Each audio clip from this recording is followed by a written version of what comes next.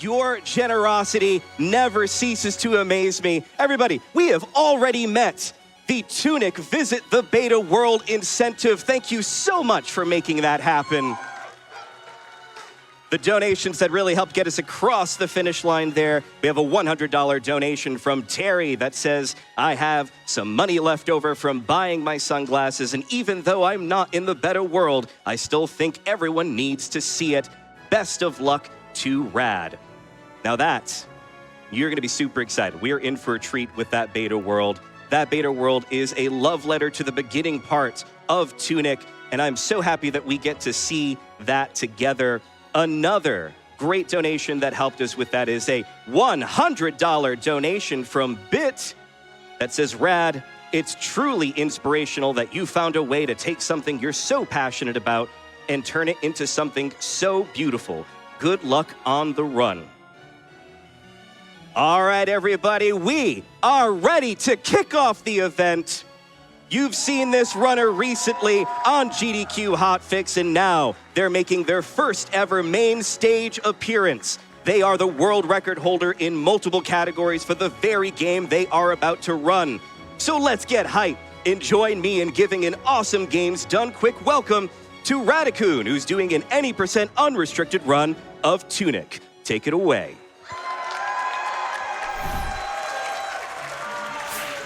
What is up, GDQ? Let's go. Okay. As Joe mentioned, this is my first run. I'm super nervous, but we're all going to have fun together.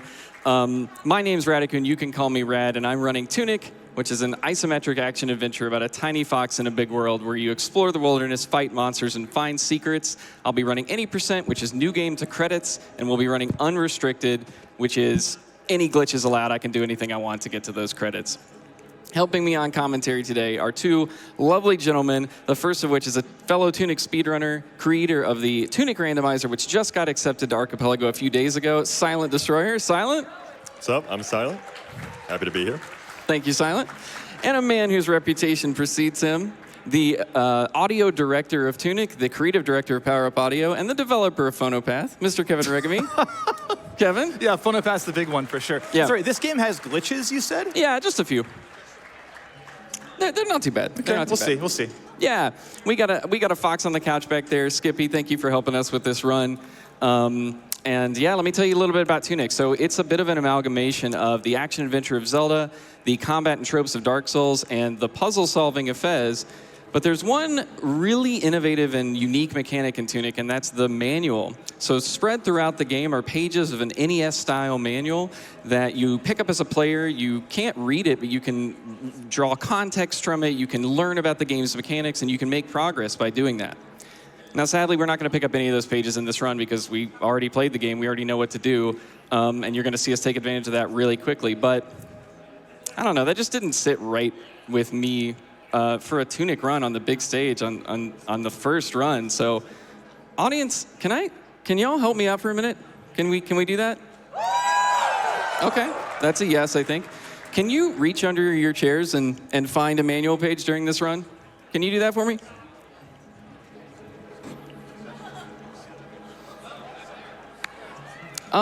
So we discovered something that the developers didn't even know.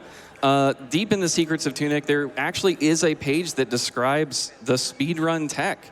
We can't read it. We don't know exactly how it relates to what we've discovered as runners, but we invite you to follow along. If you didn't find a page under your chair, please share your wisdom with the neighbor.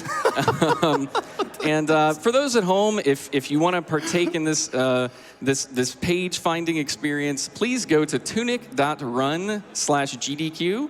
That's tunic.run/GDQ, and you can get a digital version of the page for yourself. Wow. This is crazy. Okay, hey, we found it. I don't know where it came from. I can't read it, so. Oh, man. So before we get started, this game is 10 to 15 hours casually compressed down to, 30 minutes? So we're going to be moving fast. We're going to try our best to explain everything, but most of all, we're just going to have fun. So that's all I got. Fellas, you ready? I don't think I'm ready, but we'll see what happens. Okay. Let's do it. Well, that makes 3 of us. So. From 10, right? Yes. GDQ, I can't believe I'm going to do this as somebody who just a few years ago thought they'd never speedrun ever to being here. I need some help. Can we start a countdown from 10, 9, 9, 8, 7, 6, 5, 4, 3, 2, 1. Let's go. Good luck, Rad. Silent, I have a quick question. Why did the fox cross the playground? Oh boy. Why did the fox cross the playground? To get to the other slide. Oh my gosh. Anyways. No, so that's knowledge, right? Like, we're learning. We already have a lot of that knowledge, like I mentioned in Tunic. And we're going to take advantage of that really quickly if my poor hands will stop shaking. Okay, we'll try one more time here. We got to wait 2 seconds between code inputs. All right, there we go. Let's go. So just like any other player, we're going to start with the stick. Silent, why are we starting with the stick? You'll see pretty soon why we're starting with the stick. We're not really using it for its intended purpose as a combat weapon because it's kind of weak and it doesn't do that much damage, but that free bomb that he got, that he spawned out of thin air, we're going to use that on these bushes. It's a little bit of a sequence break of us skipping the sword for now, but we're going to take a slight detour to pick up some berries. These are going to let us refill our magic later on in the run. They'll be very useful, but right away you're going to see what the stick's intended purpose actually is in the run, and it's for a glitch called ladder storage. If he swings the stick and climbs on the ladder at the same time, he can roll out of the climbing animation. Oh, we got it. Let's go. Nice. Oh my God. Great job. So that lets him regain control of the fox while he's technically still on a ladder, so things like gravity and collision don't apply, and we can just run through midair. And that's going to let us give access to the Ruined Atoll area pretty early. You'll notice that he has to save and quit when he goes through a load zone because the game still thinks he's on like an invisible ladder, so he can't actually move, but if we just reset the area, it puts us back to normal. I think Dicey said ladders were a mistake, and I tend to agree. So I'm going to try this really simple time save, and it's going to just meme me the entire time. It's a little ledge clip that is kind of precise to set up, and you can imagine there's, Whoa, really? And then this ladder is just going to lift itself into the air, and we're just going to wash our paws real quick. So this is actually the only deviation we'll take from the PB route, or at least, well, we'll see. We'll see what happens. But we need to get a couple extra ice bombs just for some consistency later in the run. So now that ladder is lifted into place, we're actually going to do ladder storage off of it and walk into Dark Tomb. I'm going to lift my elevation here just a little bit. Even though gravity's turned off, we can use geometry to push ourselves up, and we need to do that to be able to get into the load zone for Frog's domain. Now, as we're descending into the land of the Forg, Joe, do we have any donations? Absolutely. I've got you covered, Rad. There is a lot of love coming in for you. We've got a $25 donation from iBunWest that says, had to make sure I donated during Rad's run. So awesome to see you on the big stage. You got this, buddy. We've also got a $50 donation from The Way Mutt that says, I love you, Radicoon. I know you're little, but you are super strong. Much love from The Way Mutt and the Bandit Brigade. Put my donation towards the Visit Beta World Incentive for Tunic, which we already met. Again, thank you so much for all of your generosity. Frog's domain. That was Frog's domain. Yeah. He's doing a ladder storage off of this ladder at the entrance, and we can clip through the railings to get straight to the end of the dungeon and then take damage from the enemy and fall and pick up the item. The mid-air AoE is so sick. I love that. I'm very glad it works. So the first time you die, you get warped to Resurrection, but if you have a bomb equipped already, you can just throw it and warp out of Resurrection. You can't access your menu, but if you have it equipped when you go in, then you're good to go. Just a little sleight of hand. Sly? Okay, yeah, that's fine. Anyway, go ahead, Silent. Anyway, we're back in Ruined Atoll. We saved there to set our spawn point for a couple of death warps later on. He's going to do another ladder storage to let us skip straight to West Garden. We're going to be skipping about 2 side dungeons to get there. Oh, man. And he's gonna carefully maneuver past this turret so that it will shoot us out of ladder storage when we get to this little ledge here. It's very convenient because we have to be able to go down the stairs to get to that load zone, but also it gives us some damage to set up for the upcoming death. Now, we're in West Garden. We're coming here for 2 items. The first of which is a sword. Kevin, do you want to maybe talk about the sword? We need a weapon that's just, like, not just for messing with ladders. So if you play the game casually, you might stumble upon this sword quite late in the game and be confused, like, why? I've had a sword for like 20 hours already. We put this little thing in the game for speedrunners specifically. So here we go. We assumed to get here soon at some point, right? So worked out in the end. Yeah, and I don't think you intended us to get it quite that quickly. No, this is crazy so far. What the heck? All right, fellas. Okay. All right, that's Terry. Terry's our buddy. In No Major Glitches, we used to dump him into the water really quickly, But in this run, we get a little bite, we get a little nibble. We're just gonna be running through West Garden and pick up the magic ice dagger. Joe, I think we got some time. Absolutely. You got a crew that is showing up just like Terry. We've got $25 from Infinity Fire that says, I can't think of a better game to kick off GDQ than Tunic. Good luck with the run, Radicoon. Let's have a great marathon, and thank you. We are doing such a great job getting everything going. Thank you so much, everyone, for the donations. We've got a $75 donation from Cannon Swift that says, this is the 8th beginning of a show I am seeing at GDQ, and Tunic is the first game? I just beat this game and was curious about the speed run. Amazing that GDQ encourages speedrunning in a wholesome way. Also, seeing the beta world? What? All right, so we're back in Atoll again. This looks a little deja vu. There's plenty of times where I've been doing PB attempts and been like, wait, what split am I on? But it's fine. This time, we're going to open this chest that is really expertly guarded by this Rootling and get this piggy bank called an effigy that the manual describes as every betrayal being sweeter than the last. And if you haven't played the game, I'll let you figure that out. But we're not going to use it for monetary gain at all. We're actually going to use it because it triggers a little animation of its own, which we're going to use to cancel some other stuff. So first, we're going to take a quick detour to the Dark Tomb. We actually skipped all of the Under the Well and Dark Tomb earlier, but we do need an important item in here, and I'll let Silent describe that for me. Yeah, so we're coming here for an item called the Orange Peril Ring. It'll let us do double damage, double poise, knockback when we have critical health. You see he did another ladder storage, even if it wasn't quite apparent, but he gained some elevation off of a skull near the entrance. It's going to let him run over these spike traps that are all over the hallway, which again, you can't see because it's very dark. But he's going to do some careful movement to run up a staircase. Normally you've got to solve a puzzle to get to this chest, but that's slow. So he can just open it out of ladder storage, and then we'll be on our way. So cool. Very good. Yeah, it's pretty awkward because you have to run. You have to hold run there to stay in ladder storage, but then you have to mash run to pick up the item. So you have to proc a sword swing in between. It's really tight timing. Okay, so we've got all the major items in the game now, or now we're going to transition into a bit of a boss rush. I'm going to ladder storage around this wall that nobody thought anybody could get through here. Yep. All right, thank you. And now I want to talk about why I have magic dandruff right now.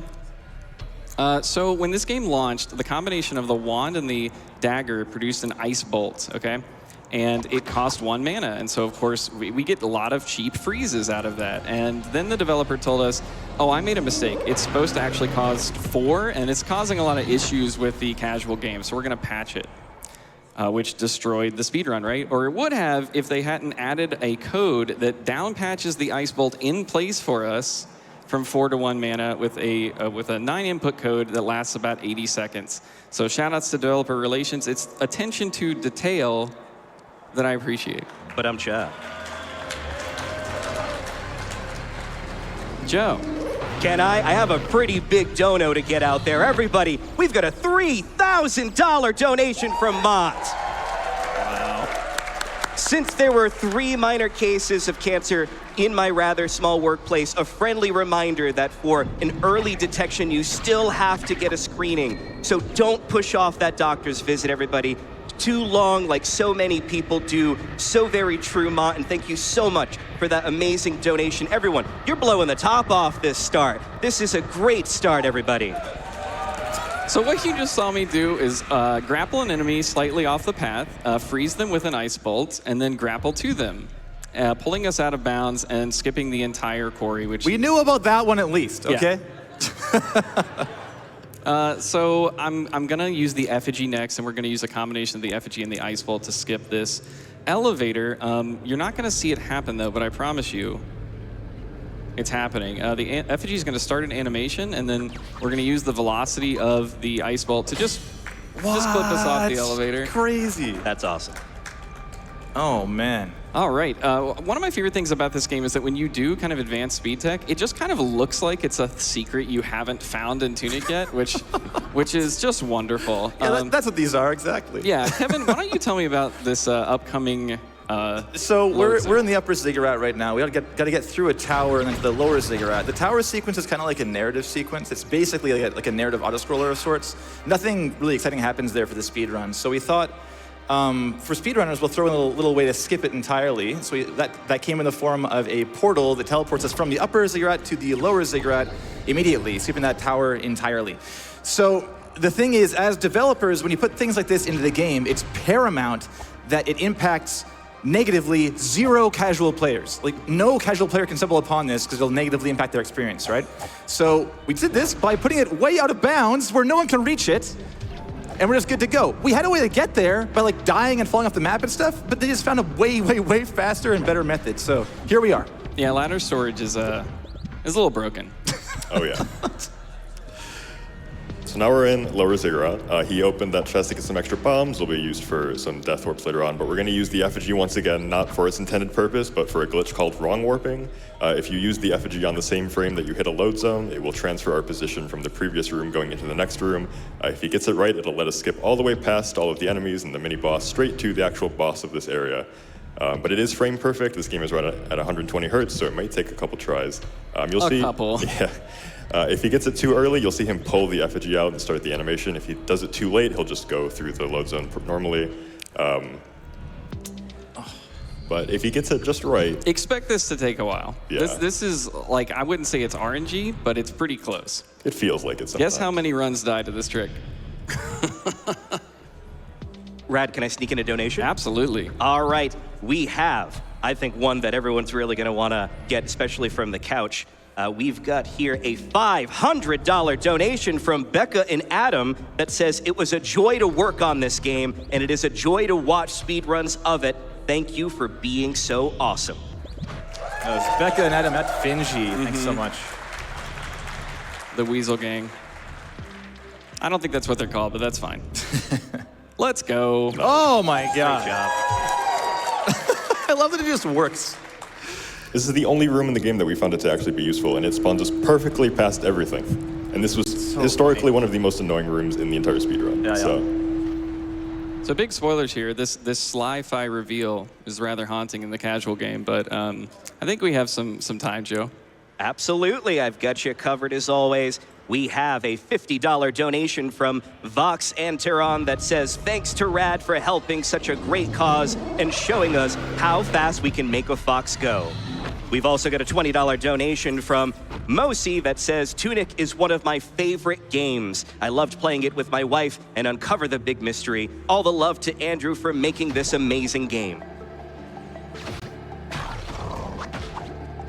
Do we have time for one more? Sure. We got a $50 donation from JD Puppy. Let's go, Radicoon!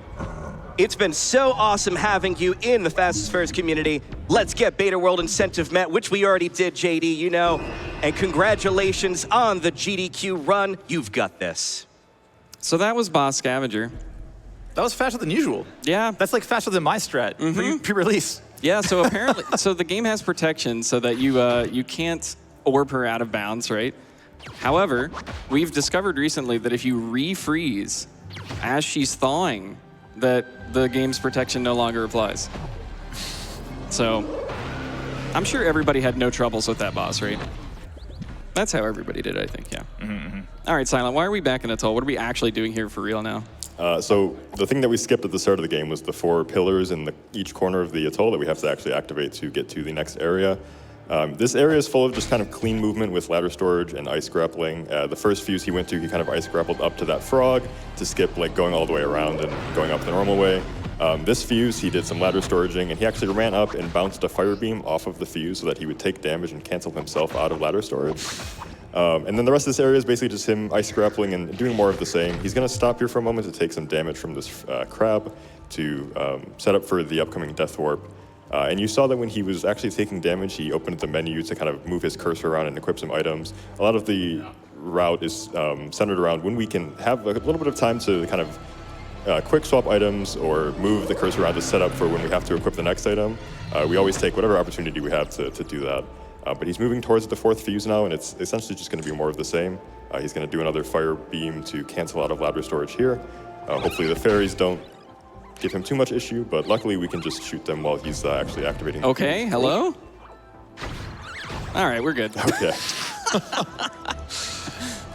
Yeah, that whole like bouncing off the fuse thing, you have to hold run the entire time you're doing that. So between the keyboard inputs and the controller, you know, it can be interesting. Just in the name of safety, I'm gonna go ahead and take our crab friends out here. I got a little bit too much damage there. Normally we would damage down on those crabs during this animation of the teleporter opening. We'll just play it a little safe. All right.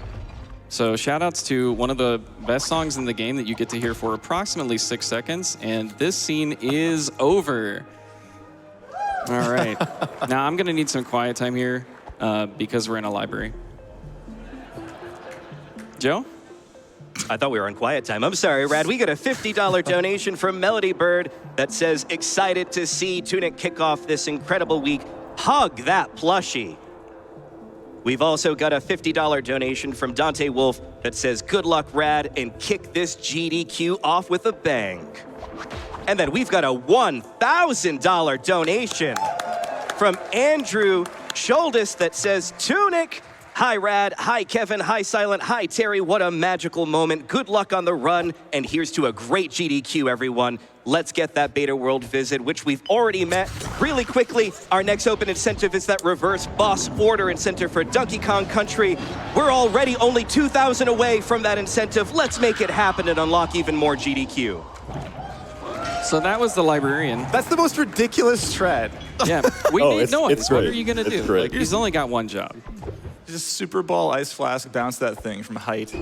Yeah, we call that trick basket bomb. If you ladder storage off the top ladder and run around, you can just like perfectly line up an ice bomb so that it'll bounce high enough to actually get the attention of the boss.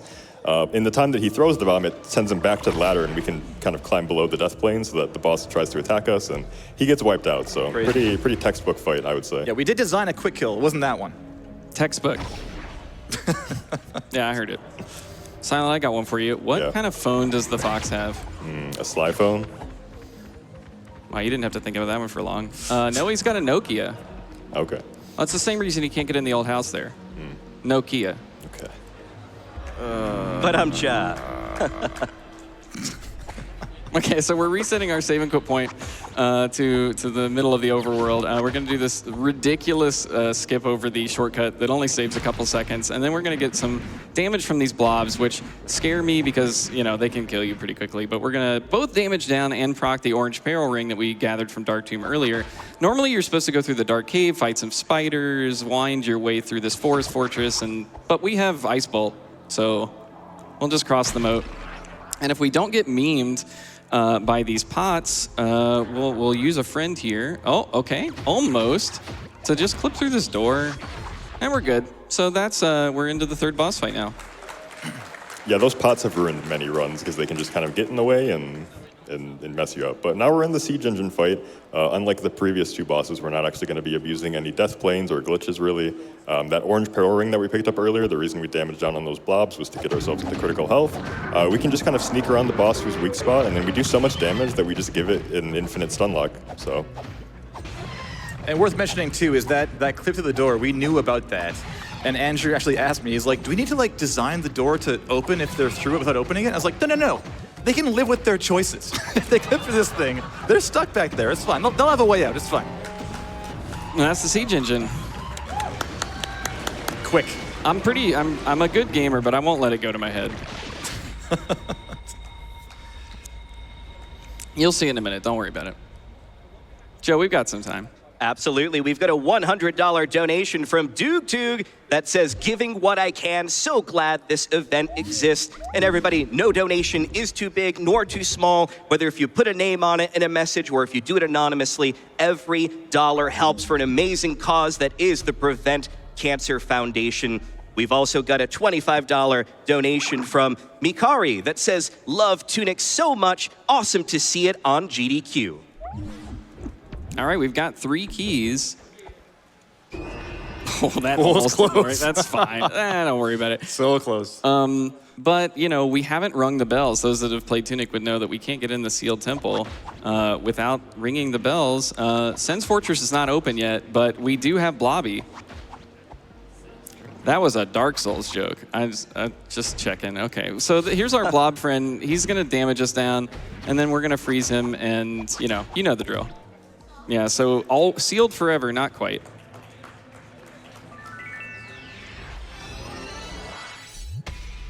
What was that? Anyway, so I got to drop these keys off now, but the Ice Bolt actually lets us like cancel out of these scenes. So we can just put all 3 keys in at the same time. And then death warp back to the overworld. That saves like a minute. So Ice Bolt kind of broken. We used to call it Ice Rod Cancel because, you know. Anyway, death warping over, I gotta hide the evidence. And now is probably the scariest part of the run, which is super cool that it's like the end of the run. I'm gonna let Silent take over here. Yeah, so we're heading to the final boss. He cleared some of those bushes out to get back to this teleporter without any of the enemies noticing us, but heading into the boss itself, he's gonna try to do a frame-perfect cutscene skip, which will save about 20 seconds if he gets it. If he pauses in front of the boss and then quits to menu and then presses a frame later, he can actually talk to the boss. And let's go, he got it. Let's go. Normally there's like a 20-second cutscene that plays and you gotta wait for it, but he skipped it entirely. He did intentionally take damage to get back down to that orange power ring critical health range. And as for the boss itself, we're just using the Ice Bolt to kind of keep the boss frozen. It's not quite as easy as it looks because he does have to keep an eye on his magic. He has to carefully equip to those berries that we picked up at the start of the run to refill that magic, and then quickly equip back to the sword. The boss only stays frozen for a couple seconds each time, so he only has a little bit of time to do those inputs. So it can be a little bit tricky. But going into phase 2, it looks like should be pretty good, I think. He's got 1 berry left. Why did you say that? Why'd you say it was gonna be good? It'll be fine. Nothing can go wrong. There's a phase 2. Oh no. I'm gonna get a couple quick hits in and then start the combo over. I need to eat 1 more berry and we should be good. The sounds in this phase are very scary. Have to wait a second to refreeze or she'll actually break out. Silent, I have a question. Yeah. What is this fox's favorite herb? Let me see. Oregano? No. It's time. GG. Oh. Wow. Awesome job, Rad.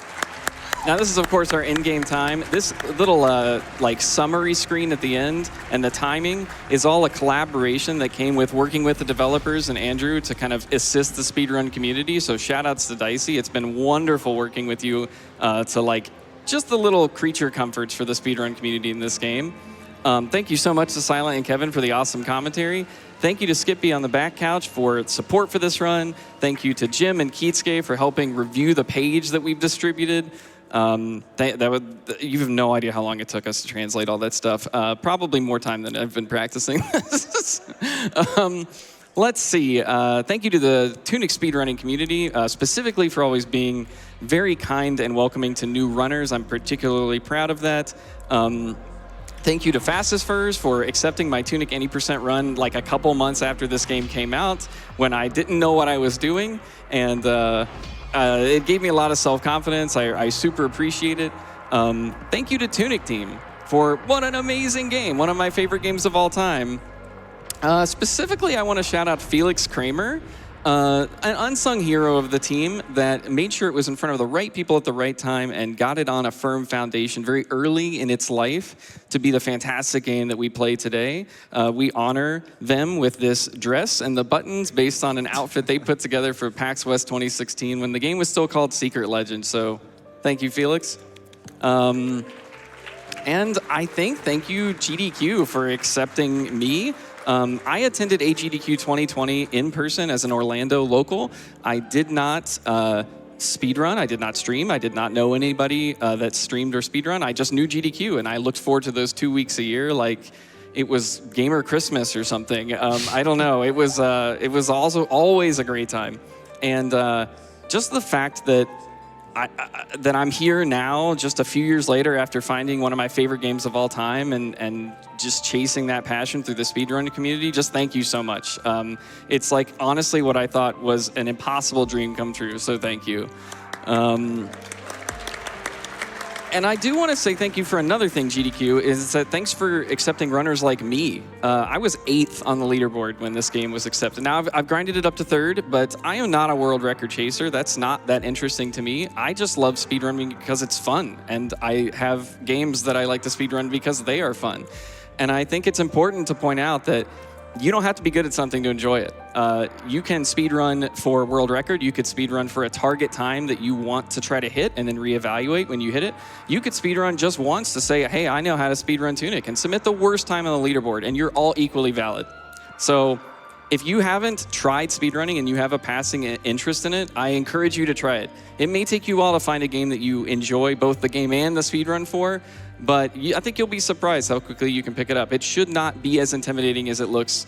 Take it from me as someone who thought it was, that you can do it. I think it's all a good activity. And you don't have to be a runner. You could be a verifier. You could be a mod. You could build tools. You could find strats. There's so many ways to collaborate and cooperate with the community of people that love this game with you. And yeah, I'm at a loss for words. Okay, run Tunic. You should run Tunic. This game is great. We have 5 categories from any percent to 100%. We have rule sets for glitches. We have rule sets for glitchless, or even we even have a category that doesn't allow the ice bolt or ice grapple, so that the routing is a little bit more like the casual game. We do also have a 3-minute category that teaches new runners that have never speedrun before, like the ropes of just like how to use live split, how to use OBS and stuff. So we've got something for everybody. Like I said, the community is super welcoming, and we'd love to have you. Silent Kevin, take it from me, please. Yes, okay. Time for incentive. Yes, yeah, yes. I was going to say, Rad, you've still got some more time on the big stage, my friend. You've got the incentive that everyone helped unlock. And everybody, we are over $20,000 already. Crazy. Let's go. Let's go. Let's go. So I'm going to retry real quick to get back to load a game. I think whoever rented this from Blockbuster before me left like a completed save, and I don't know where they saved at. I mean, obviously this wasn't in the speedrun, so Kevin, can you talk about a little bit about what we're about to do here? Yeah, this is a little glitched file that if you play the game casually, you might stumble across at some point.